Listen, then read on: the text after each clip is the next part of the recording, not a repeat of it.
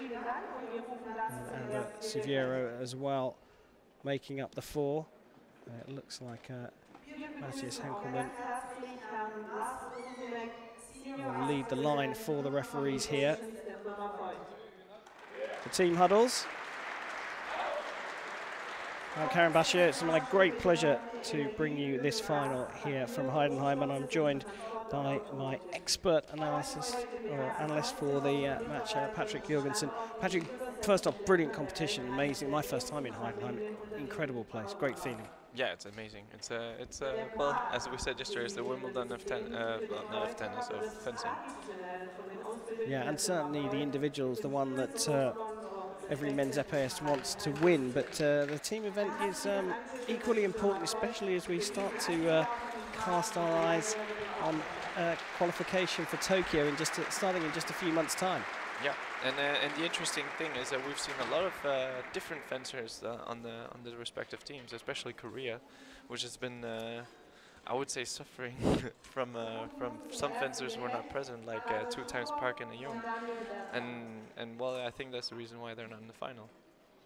Yeah, an interesting day for Poland as a result. They came through the sort of, not be too disparaging, but I think it's fair to say a B team from Korea. Only Kweon Young-jun as a sort of star player in that team with the youngsters coming through. But we've got a very interesting first matchup with Pavel Sukhov against Daniel Berta, the Russians on your left. Sukhov has been a superstar today. Yeah, he's always a superstar. Yeah, he's been the heavy lifter for the Russians in terms of the point scoring. So Daniel Berta has got his work cut out for him in this first leg. Matthias Henkelmann is indeed our referee for the first leg. He'll share the refereeing duties with Amber Siviero. Patrick, your thoughts at the start of this one? So I think that Sukhov is going to try to fence from the start. He's just going to try to find some openings and try to create a match because, well, it's his style and he's doing it well and he's had a very good day. And I think Berta is going to be a lot more conservative again because it's his style and he's Hungarian, so he's going to try to go direct, try to see an opening, and perhaps he's going to even go for doubles. Now, are we in danger here that if Sukhov and the Russians build a 3, 4, 5 point lead, they might sit back and we might actually see the new passivity rules coming into play? I really don't think so. So the Russians are basically they're extremely professional, but they fence all the matches. So they might not fence like actively, they might not seek the points even though they're leading, but they're still fencing from their side. And what you notice usually is when the Russians are leading, they just slowly and surely they start leading more and more, and they do that by fencing on their side. So I don't think they go for passivity, but because they put so much intensity on the match, so they inspire fencing, but they don't make mistakes. Well, it'll be comforting for Daniel Berta to be the first to score a point here in this gold medal match.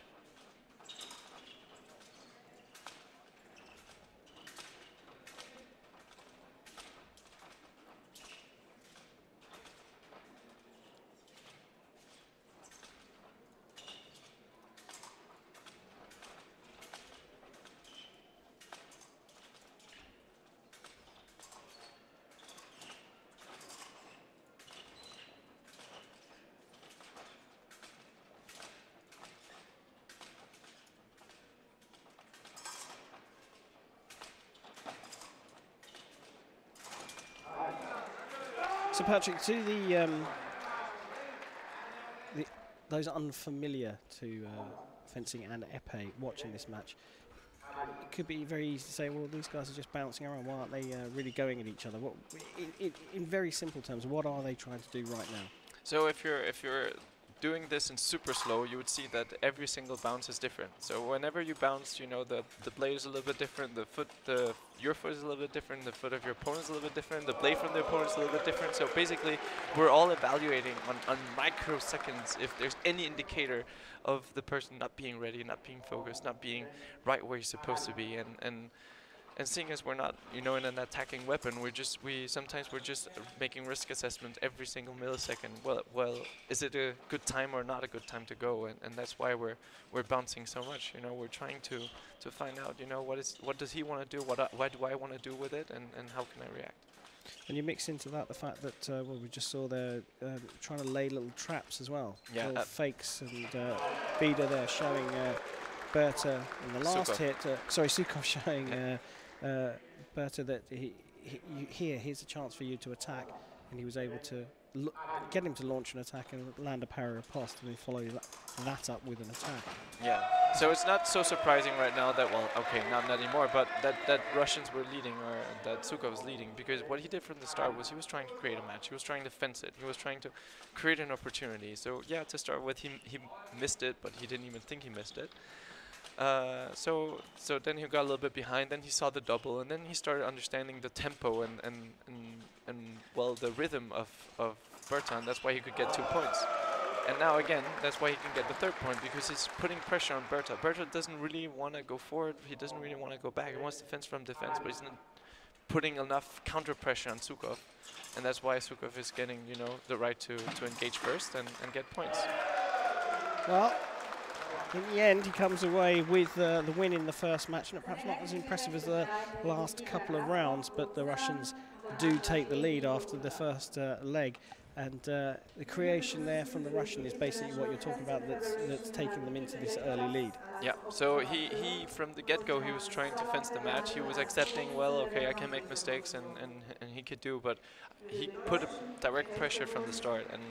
And eventually, well, you know, when things were getting a little bit hot for Berta, he didn't really have much choice than to do the same.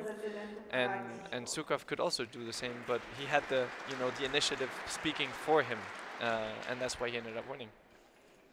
Well, our second match is lining up. It's Nikita Glazkov against Andrus Redley. Seems to be a little bit of a technical issue here. Now, Andrus Redley is the sort of the most experienced player in the team, the captain, if you like, of the Hungarian team. But he's not going to go crazy and try and close this gap down right from the start, is he? No, so I think he's gonna try to fence, and I think the optimal scenario for Redley, or optimal realistic, because the optimal scenario is of course a 7-0. But I think a 2-0, if he manages to equalize the score and contain the points, I think he'd be very satisfied. Well, we've got some kind of technical issue at the Hungarian end.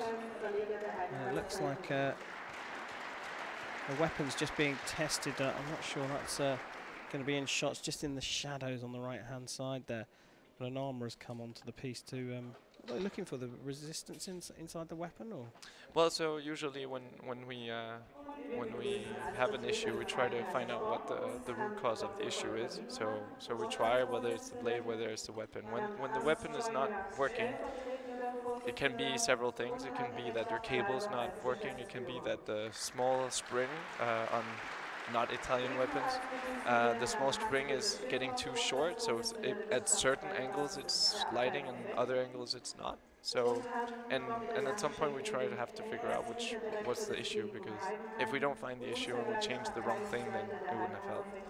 Well, it looks like they've gone for the brute force solution, get rid of that weapon and try the bring a new one onto the piece.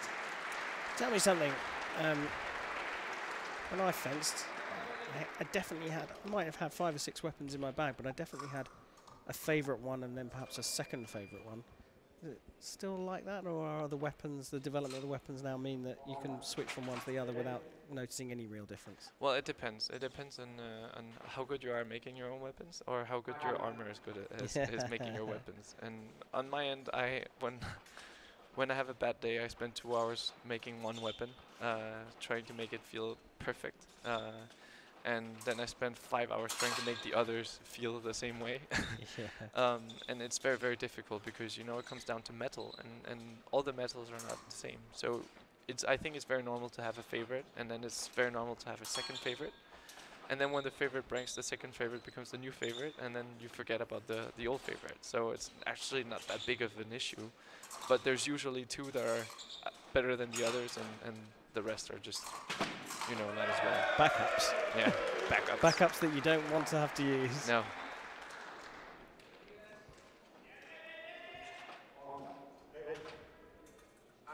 Well, the job for Redley was to try and close the 2-point gap. Glaskov, though, a youngster who's did well at junior level, is now starting to put his mark on the senior ranks. I think he's been fencing really well today as well. Yeah, I really like Glasgow's fencing. He's a very interesting fencer because he has a very untraditional way of standing and a discoordinated movement with the knees going a little bit before the arm and the arm coming later, but he has an amazing reach. Like he can lunge to your knee, and that's his signature move, and he gets so far, and it's so surprising.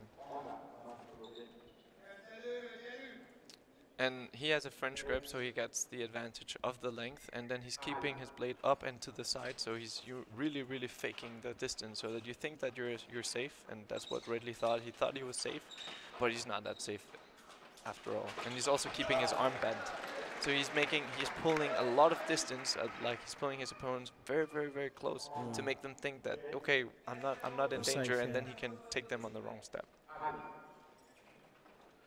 You couldn't have a more contrasting opponent because Redley's a sort of a more traditional on guard position, and more and yet not really. so you can see Redley's almost fencing with his arm straight. So Redley is like he's fencing with extreme precision.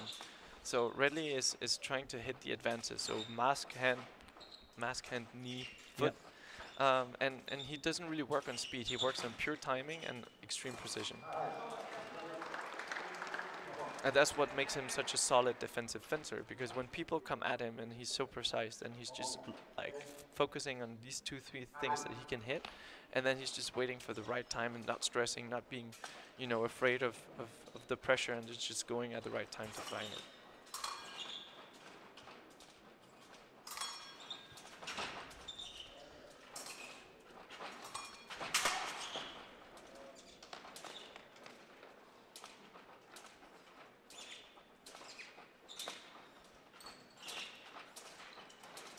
Oh, a bit of a tell there from Redley, slapping his back leg. A frustration, or yeah. So trying to get his concentration. So this is going to be a little bit fun. So I don't know why, but when Hungarians reach a certain age, they get very, you know, they get a lot of temper, and we noticed that on the team, the Hungarian team that did the Olympics in 2016, is they could get really angry at some point. Whether it worked for their favor or not, I don't know, but. You know, Redley is the last guy from that team, and you know, you can still see that, yo, he's a real Hungarian because he can get really upset. But he does that with a real gentleman move, because he's always nice, always polite, and always nice to his opponents, and that's, I think, is very admirable. Well, a tricky one there for the former European champion, going down 5-2.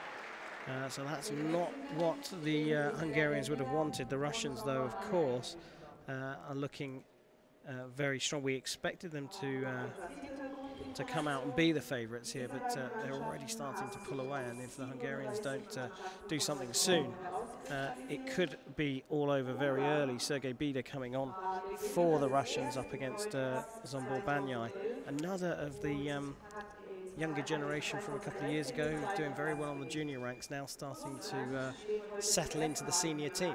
Yes, and he's their most offensive fencer. He has the most. Well, he has the highest intensity when he's fencing. He's bouncing, not like the others, and he's working the distance a lot more and trying to create things rather than just punish things. Than as Berta and Redley are doing. So I think he would be, you know, their chance for a ticket back, or the obvious chance for a ticket back, whereas the others, well, there would be a question of whether they match the exact moment at the exact time. So Zsombor Banyai, the creator, he's pushed Bida to the back line. And he actually did the right thing. The only thing, well, he actually made a step, disengaged right, lunged right, but he hesitated a little bit, so he started to tense in his shoulder, and then his arm started falling, and his tip started going up, and that's where he missed. But he did all the right time, all the right preparation, all the right move, and the very unfortunate thing is, you know, sometimes you don't even get rewarded. And then you lose patience, and then you don't use the time, and then you go straight. Rush a little bit there. Yeah. And Bida very, very strong in defense. I mean, he's a solid physical presence on the piece, Sergei Bida, and just wrapped up Banyai's blade.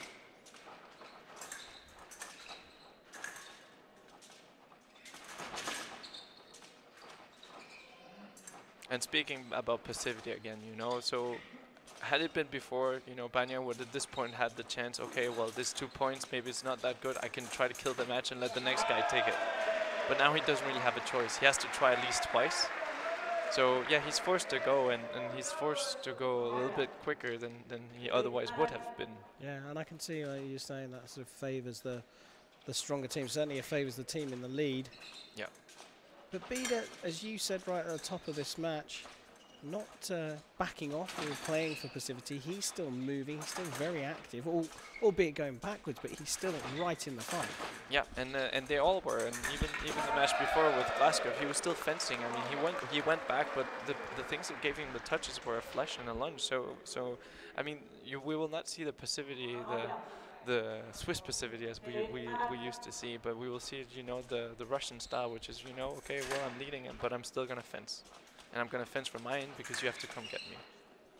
Yep, and that promises to make for a good gold medal match here.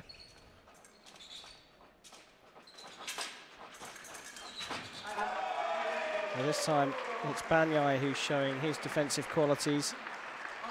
Bida perhaps didn't need to launch that attack from quite so far away. No, so he thought Banyai wasn't ready. So Banyai made an offensive action. He finished. He went back, and then he thought, okay, this is my time. But the distance was too big, which was initially an advantage for Bida, but eventually, seeing as, you know, he managed to pull back, it was an advantage for Banyai.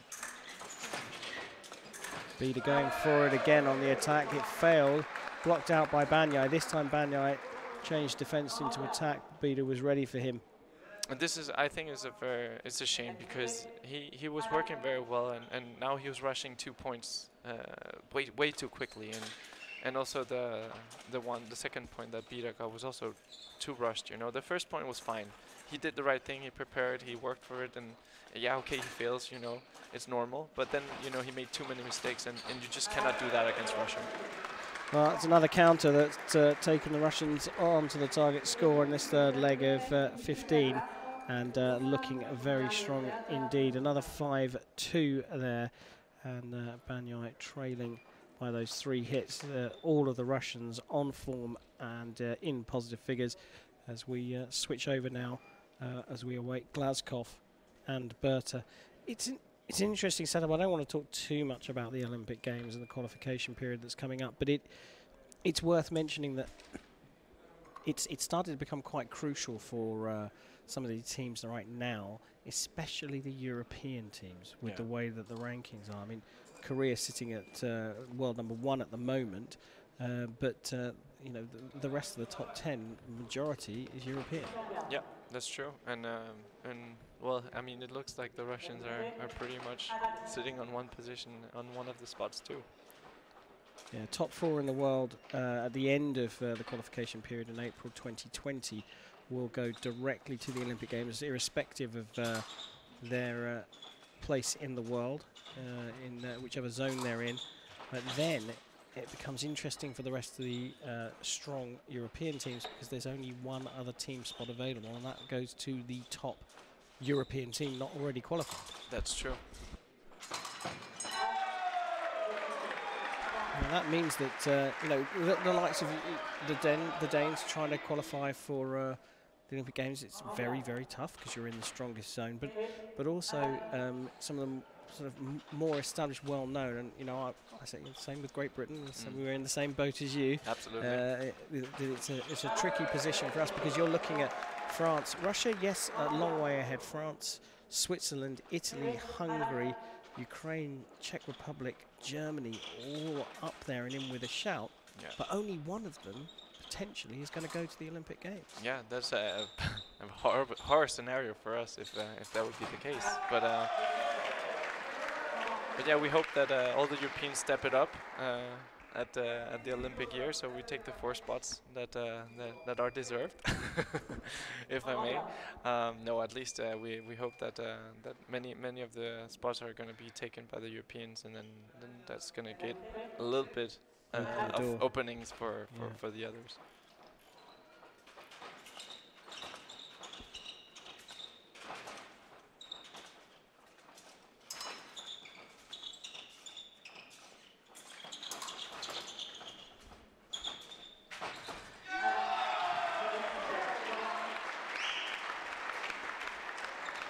So what Bert is doing really well is that he's playing with Glasgow and is I'm keeping my blade away, I'm keeping my blade away, but then he just goes with a straight arm in a very Hungarian manner, just straight and going with a straight lunge just before that, you know, Glasgow can notice it, and then you know Glasgow notices too late, and then he goes with his bent arm and it gets hit, and we saw that twice.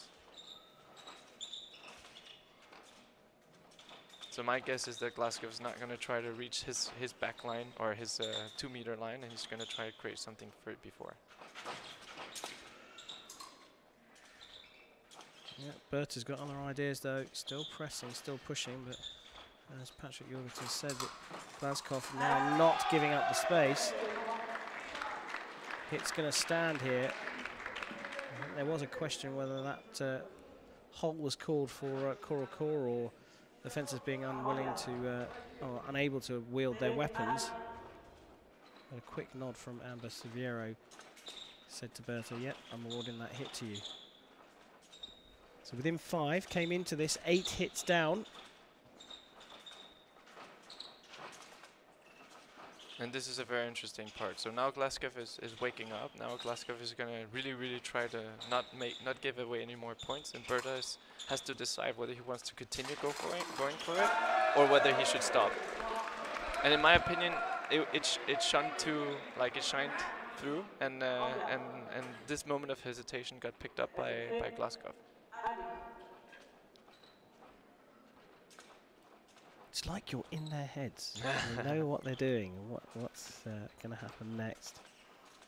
And I think you suggested it might be that Berta backs away and says enough is enough. Still 30-odd seconds left on the clock here. Yeah, so if I was Berta or if I was in his team, I would say to stop now, because he's not really thinking about it. He's considering it, and that stuff can happen. So he was. Well, to start with, he was a man on a mission. You know, he had nothing to lose. He went there. Okay, we're down by 8. Let's go. Let's try to see what's happening. And then he created 2-3 moments, got the touches, and then he's like, okay, I'm on a roll. Should I continue? And with the moment this hits, then you need to take a breather and then make a decision. Yeah. Do I go or don't I go? Because if you don't decide, then you're going to get punished. Well, they've given the universal signal that they're going to let these seconds run away here, and what was looking like a really good stint for Daniel Berta has actually meant he's only claimed 1 hit back from the deficit. They still trail, but now we are off the target score.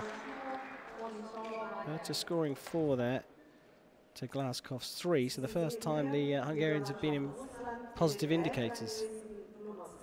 Well, that's good, and now we're going to see what's going to happen, because now we have 2 high-intensity fencers meeting each other, and I don't think Sukov is going to let Banya close himself down. I think Sukov is going to put pressure. If it's going to succeed, he's going to continue, and if it's going to be too much, then he's going to fall back. Well, like you say, this is a telling fight here, the 5th leg of the gold medal match here in Heidenheim. Sukov has been fencing well all day, but Banyai is the Hungarian creator. The artist.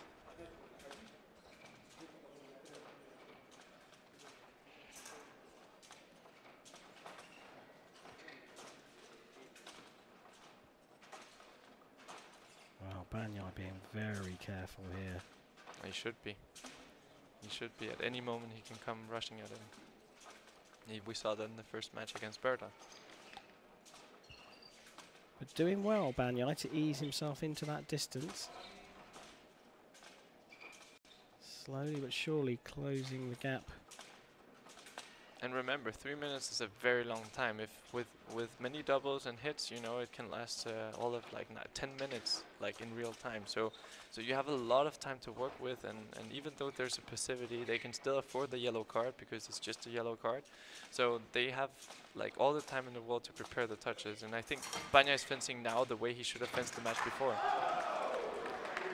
Sukov didn't want to hang around, right on the deadline for the referee to call for passivity. Sukov launches a fake attack to start with and then finishes off with the real one.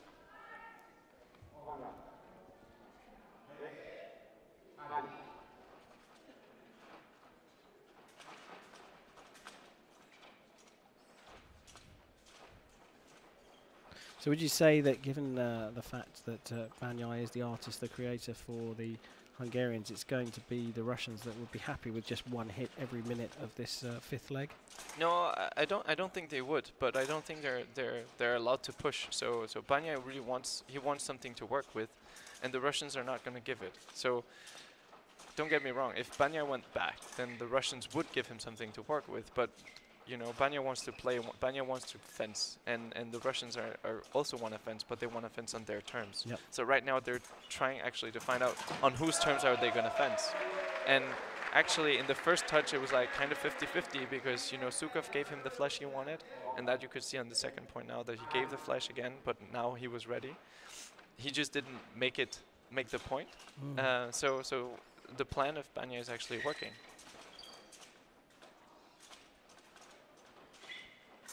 But the Russians are always going to fence because they know they're the better fencers. They have the confidence, they have the experience, they have the results. So they're not going to be afraid of people putting pressure on them. They're just too good. But they will be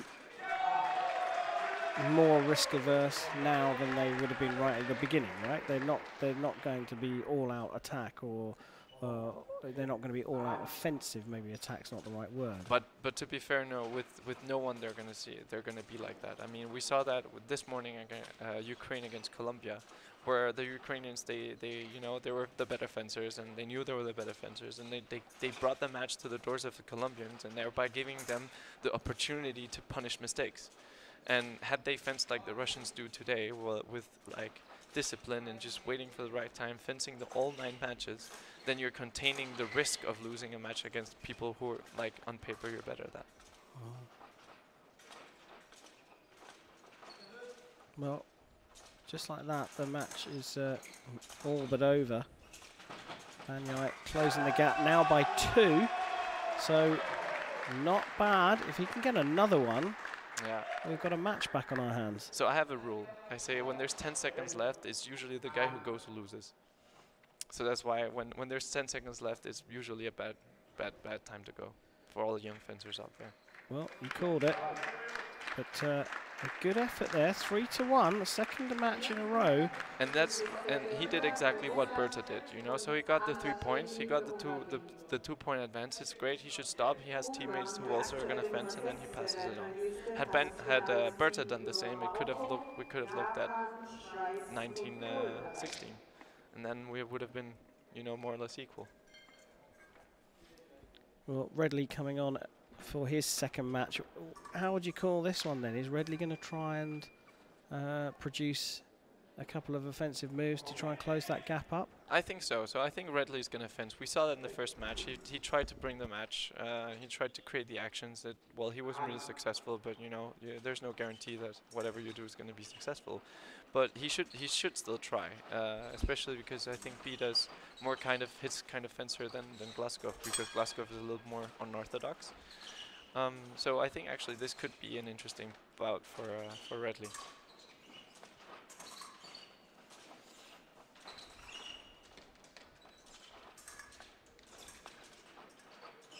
Bida's shown his defensive strengths so far in this match. Yeah. So Bida is very, very defensively strong, but he's a lot more honest than for example, Glaskov. Glaskov is very dishonest as in fencing. You know, he's very nonchalant. I don't know if you say that. Yes, nonchalant. Yeah, in English, but you know, he's like, you know, pretending he's not really ready, like a little bit floating around, and then all of a sudden he just roars at you. And Bida's, you know, more like a bear. You know, it's just standing there, looking ferocious and creating intimidation in his opponent, and then, you know, making use of that intimidation at the right time.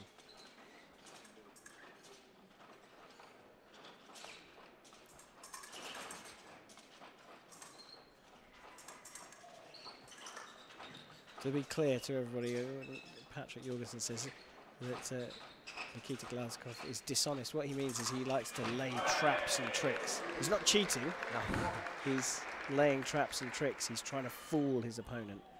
Yeah, sorry for the no, but I understood exactly what you meant, but perhaps other people would take dishonest and think that he's cheating. It's certainly not the case.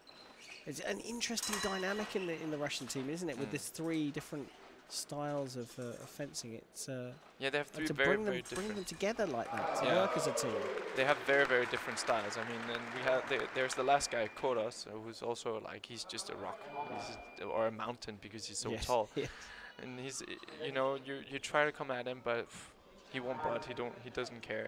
And it takes a certain kind of fencer to open him up and to make points at him.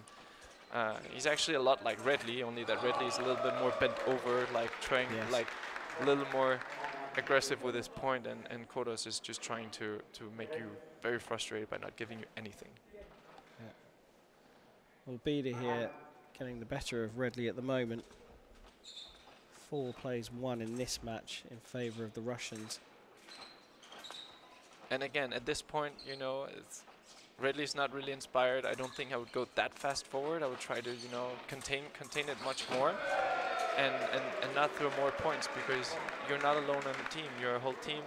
Sometimes you're fencing well, sometimes others fencing well. You can only blame for not trying, but you can also blame for trying too much. Yeah. Because then it can look as if, I'm not saying that's what's happening, but it can look as if you're trying to make up a score that you did wrong, and that's not how team fencing works. Well, Beda's starting to be a little bit more clever with his feet as well here. He's stepping in to lure Redley into that last attempted attack that was already that front leg loaded like a spring to push off backwards, open the distance, and all of a sudden it looked like Redley had attacked from way too far away.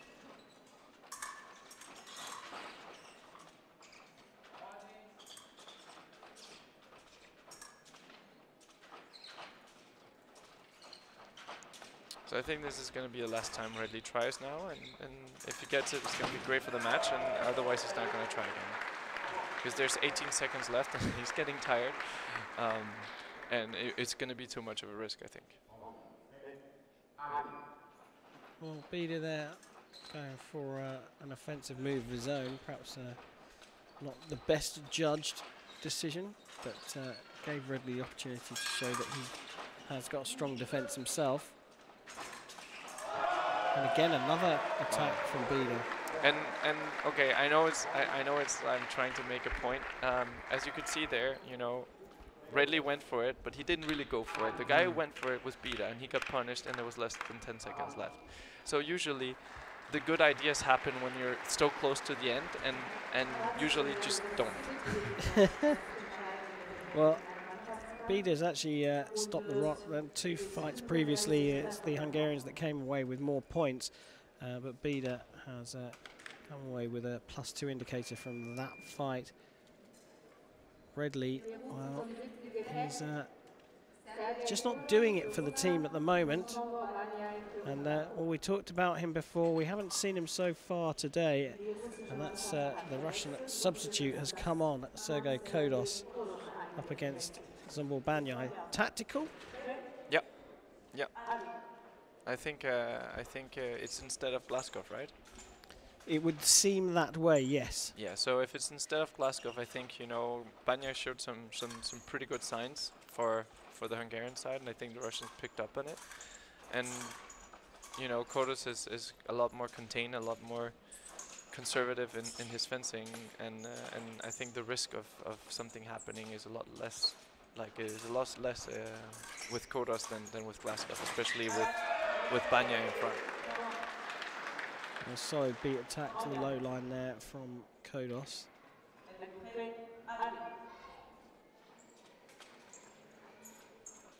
And we're closing in on the last, you know, act of this fencing match. So at this point, you know, they have to kind of decide who has to go for it and how much.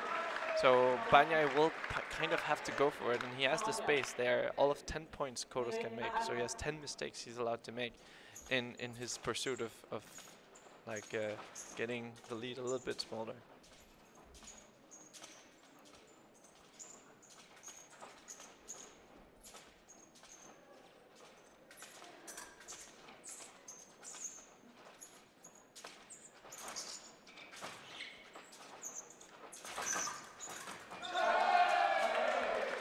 Well, he's having to work very, very hard just to create an opportunity, Banyai, and Kodos has you know, bought enough space behind him to step away from the attack from the shorter man.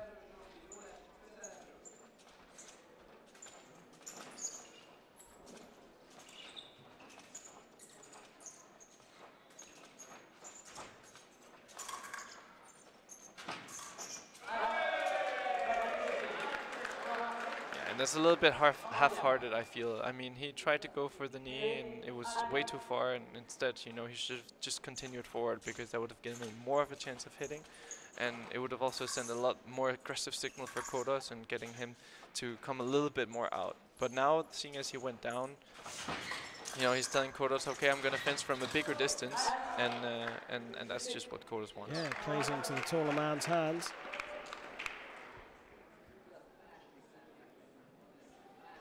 As you suggested, Patrick, it's a solid performance from Kodos, professional.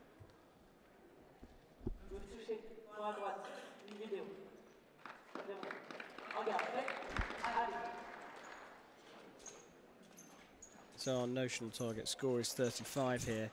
Banyai, it's just taking too long to prepare and set something up. And so far, well, certainly the last 3 hits, what he has set up has started from too far away.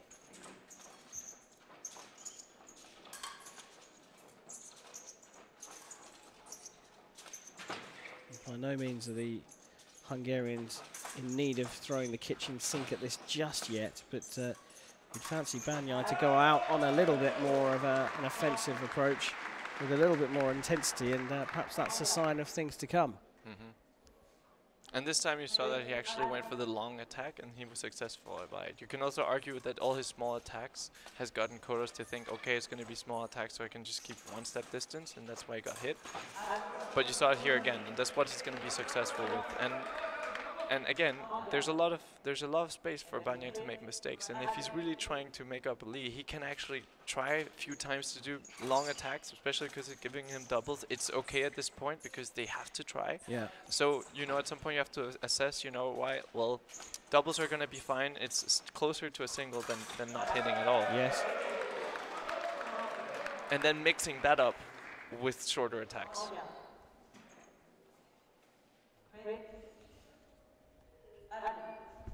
Well, Banyai came into this 7 hits down.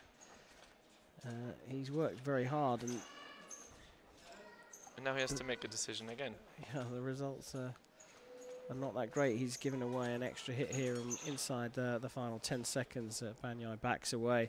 Kodos says, okay, enough's enough. I did my job for the team. I outscored you.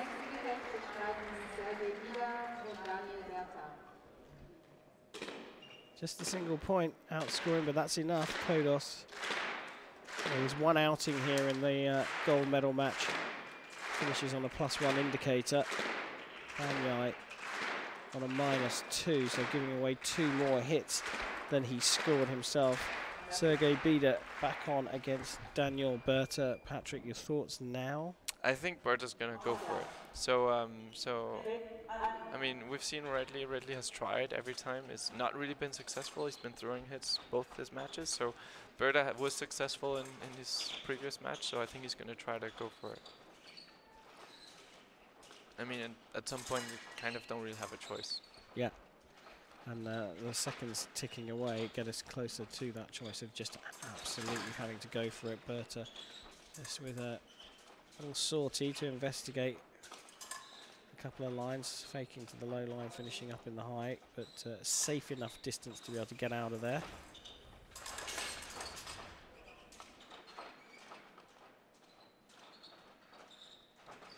Yeah, and this is brilliant attack. And that's what I said before with Banyai. You have to go long at this point. You really have to go long. You have the right to make a mistake. You have the right to take the double.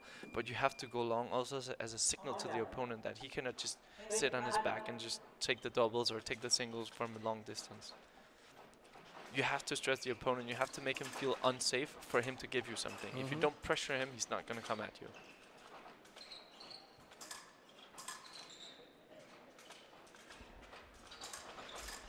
But the best part of a minute gone before that hit was scored. And that's perfect. I mean, using 1 minute for the first hit is brilliant. And you see here now he used 15 seconds for the second hit. That's completely fine.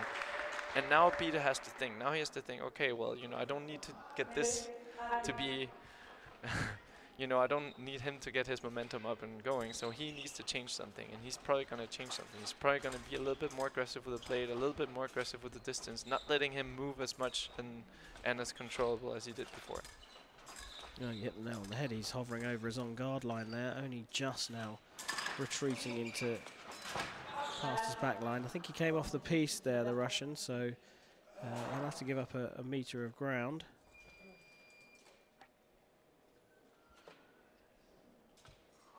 And this is going to be a key moment. So if Berta actually managed to make the right tactical decision, and I don't know what that is because it's going to depend on what's going to happen, but if he manages to be sure of what he wants to do, he can actually make it very open the match at big time. Yeah, so you want to have another 3 unanswered hits here, or to close the gap by 3 points at least. There's one of them. And as you can see now Peter's thinking. Now he's gonna like kill the tempo. He's gonna blame the weapon. He's gonna change the weapon, drag out the momentum of Berta. Look back, get some advice from his team, and probably, hopefully for him, get a whole new match when he comes back. Interesting though, when you look at who's going to be coming on for the anchor legs. Sukov, the heavy lifter in terms of the point scorer for the Russians, up against Redley, he's not a front foot fencer by any stretch of the imagination. How many hits could he have a realistic chance from coming from behind? Well, as I said 5 points before, but I think if we're down by 3, I think it could happen. I mean, if we're down by 3, Redley picks it up, Sukov picks it down. Yeah. Then anything can happen.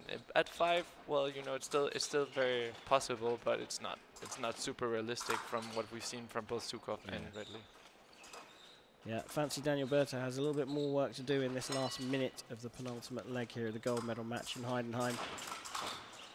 And you can see now, you know, he killed the momentum, so now he was able to push back Berta a lot more, but Berta is insisting on going straight and going long, and Bita's not making the right decision. He's hesitant. He wants to go, but he also wants to go back.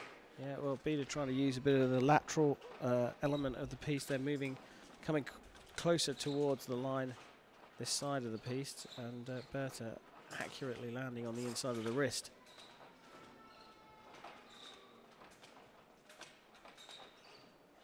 So again, at this point, Berta has to really has to have a lot of discipline. He has to decide what he wants to do. He has 30 seconds left. He has got a 4-point deficit in front of him. He can give that over to Redley. That is a realistic scenario. Or should he try again? And I think he will try again, but he has to make the right decision because Bita's really ready. Yeah, one more for Berta, and you'd fancy the Hungarians would have at least a reasonable chance of having a go at this in the last match. But of course there's the danger of giving another hit back to the Russians, and they give it up there on the piste. No points for Sergei Bida in that leg. 4 for Daniel Berta. So a really good outing there for the young Hungarian. The 4 points puts him on a +3 indicator after a match where it was looking likely that all the Hungarians were going to end up on a negative indicator. Bida, despite giving the 4 hits away, ends up on a +1 indicator, scoring one more hit than his opponent scored against him. But now it's time for the big one. The big guns in both of these teams. Pavel Sukov of Russia on your left, up against Andras Redley of Hungary on your right. Redley trailing by 4. Go on then, I'll put €1 on it. You put €1 on it? Which way are you going to call it? I'm going to call Russian.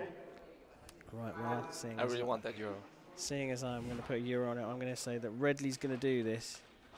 I wish I could believe myself, but it'll be interesting. Sukov bouncing around as we expect. But you should also remember that Redley has a lot of experience. He might have more or the same experience as Sukov, and Redley was the key player who qualified them to the 2016 Olympics when we fenced Vancouver, the crazy competition where everyone was fighting for that last place. So Redley has the experience. He has, well, sorry my English, the balls to do it. Yes. And I really think it's a realistic chance, but I still think it's in the favor of Sukov.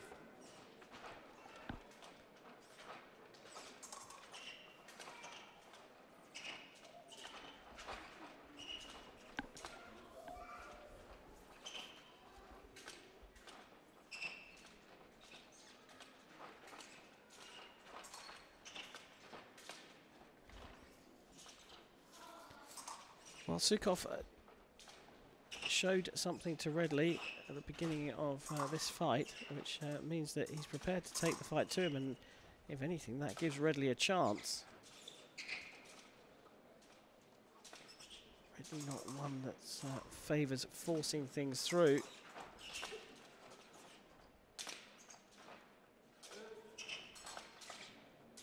No need to rush, and that's why Redley is taking his time. He's trying to get Sukov to come out. And he did. Yeah, but it's taking time, and Sukov, well, you have to say, he's got to try and hold a little bit of his distance a little bit more, so that if Redley does launch something, he's got 1.5 meters to step back into. But at the same time, he's got to stay patient. That's true. Coming into distance again, Redley's playing a blinder here, forcing Sukov to the back line, giving him no space to maneuver, stepping in to try and lure Sukov out, and then working and operating off it. That Euro must be burning a hole in your pocket. Yeah, especially because I took the safe way. So now Sukov is probably going to change a little bit. He's probably going to take the fight a little bit earlier. He's probably going to take more in the middle of the piece, because he's been going back twice and going to his back line, and it's not been really good for him. So he's probably going to challenge him a little bit more, or at least I think he should. And then he's going to create himself an opportunity to punish a mistake.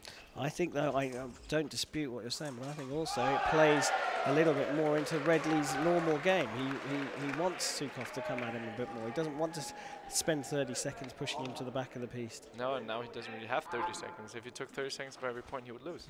You're quite right. So poised for a classic finish here. Redley perhaps stepping into distance a little bit too early and not ready for Sukov. A lovely hit on the inside of the wrist. 2 times the same. And that's exactly what I said. So he took the challenge early. He challenged Redley much earlier than before. Redley was building up this story. Okay, well, we have to go to the end of the line. I can get it from there. And then Sukov just surprised him twice in the hand, and now he just came with a flash, and Redley is now getting really confused. Yeah, heartbreak for Redley, getting close and using up the time. Sukov knowing that as time ticked away, he had the room for a margin of error that allowed him to start coming out on the offense a little bit more. And now it's funny, because now they took the battle to the middle, and it came well either side, and now they're back where they started. Yeah. And now Sukov kind of doesn't really have a choice to go back, because he went, and Redley starts to understand that's what Sukov is doing. And well, now Sukov's changing again.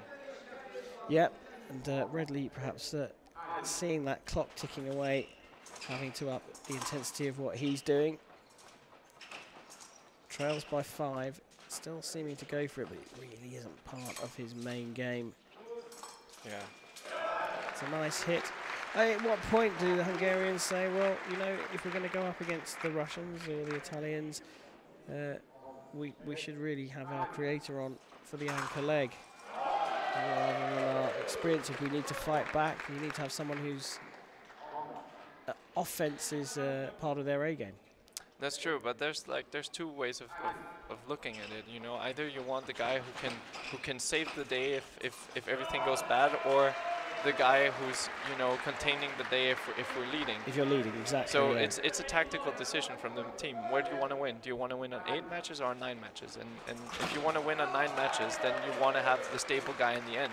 Sorry, on 8 matches you want the stable guy in the end, because you're in the lead, and then you want to contain it. Yeah. Exactly. And if you want to be sure that you win, even if you're behind in the last match, then perhaps you're not aiming for the win on 8 matches, but then you want to win at least when it's 9. Yeah, well, as we tick past 6 seconds to go, Redley predictably is going after this one, and in fact says 5 seconds to go, you're 6 hits ahead. I'm going to salute you, sir. You and your Russian team are the champions of the team event here at the Heidenheim World Cup. I tell you what, there was a moment in that 9th leg where I thought Redley was going to pull one out of the bag. Yeah, and he had the opportunity. He was down by 2.